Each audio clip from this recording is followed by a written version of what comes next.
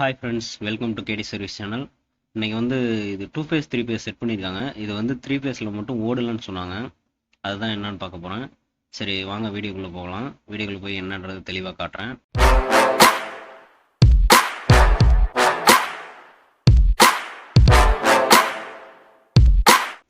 இது வந்து செக் பண்ணும்போது வீடியோ எடுக்க முடியாமல் போயிடுச்சு.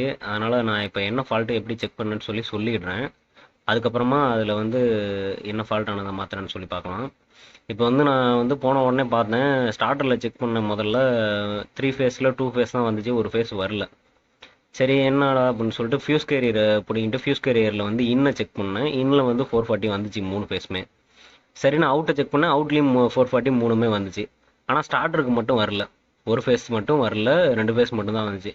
சரி என்ன இருக்கும் அப்படின்னு சொல்லிட்டு 2 ஃபேஸ் 3 ஃபேஸ் இதில் இருக்கிறதுனால இந்த பாக்ஸ் வந்து முதல்ல கழட்டினேன். கழட்டிட்டு அதில் ஒரு கீ3 இருக்கும். அந்த கீ3 வந்து வேலை செய்யுதான்னு பார்த்தேன்.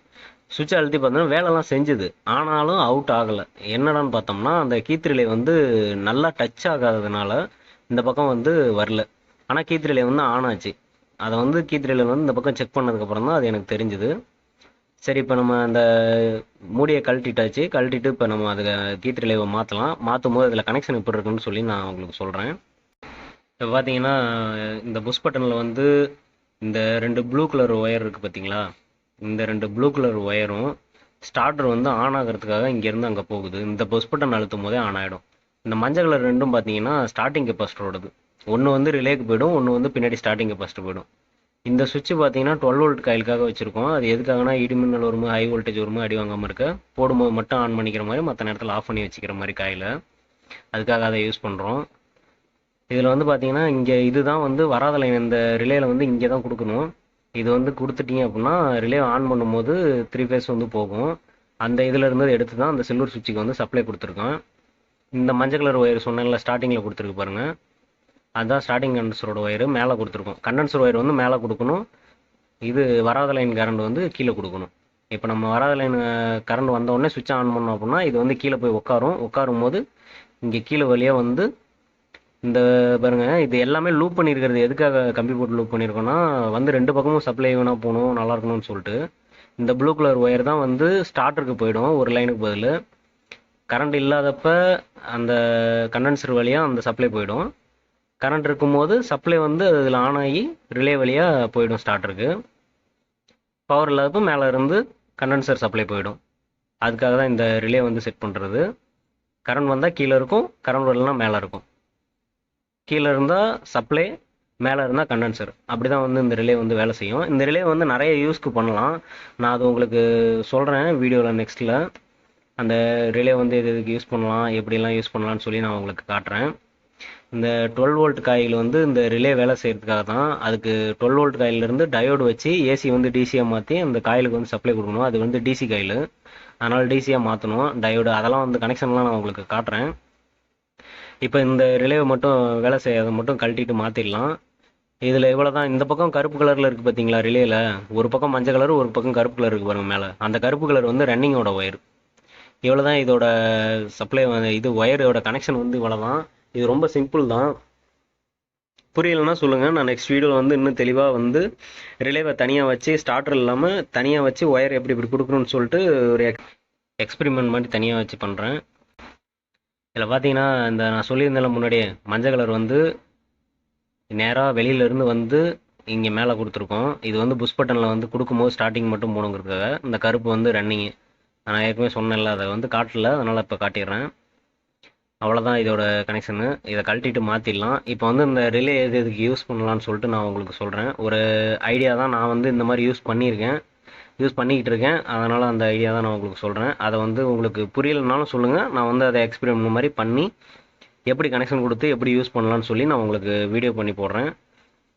இதில் பார்த்தீங்கன்னா இந்த ரிலே வந்து இப்போ வந்து ஒரே ஒரு இன்வெர்ட்டர் தான் எங்கள் வீட்டில் இருக்குது. ஆக மொத்தம் நாங்கள் 3 இடத்துல வந்து 3 மீட்டரோட சப்ளைக்கு வந்து அந்த ஒரு இன்வெர்ட்டரை யூஸ் பண்ணுறோம்.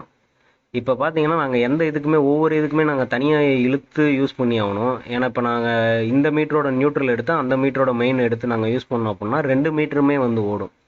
இப்போ அந்த 2 மீட்டருமே ஓடாமல் இருக்கிறதுக்காக என்ன பண்ணுறோம் அப்படின்னா, இந்த ரிலேவை வந்து இடையில வச்சுட்டு பவர் கட் ஆகும்போது மட்டும் இந்த இன்வெர்ட்டரோட சப்ளை வந்து எனக்கு வீட்டுக்கு வரும். பவர் வந்ததுக்கப்புறம் கட் ஆகிடும், இன்வெர்ட்டர் கட் ஆகிடும், வெறும் மெயின் மட்டும்தான் எனக்கு வரும். இது வைக்கிறதுனால எனக்கு வந்து இபி பில் வந்து சேவ் ஆகும்.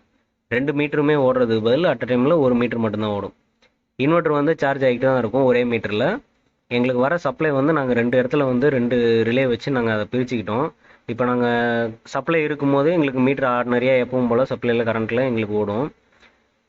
அது பவர் கட் ஆன உடனே இன்வெர்ட்டர் வந்து ரிலே வந்து ஆஃப் ஆகிடும். ரிலே ஆஃப் ஆகிட்டு இன்வெர்ட்டர் மூலிமா எங்களுக்கு சப்ளை வரும். இந்த மாதிரியும் யூஸ் பண்ணலாம். உங்களோட க்ரியேட்டிவ் பொறுத்து நீங்கள் அந்த ரிலேவை வந்து எங்கே வேணாலும் யூஸ் பண்ணலாம்.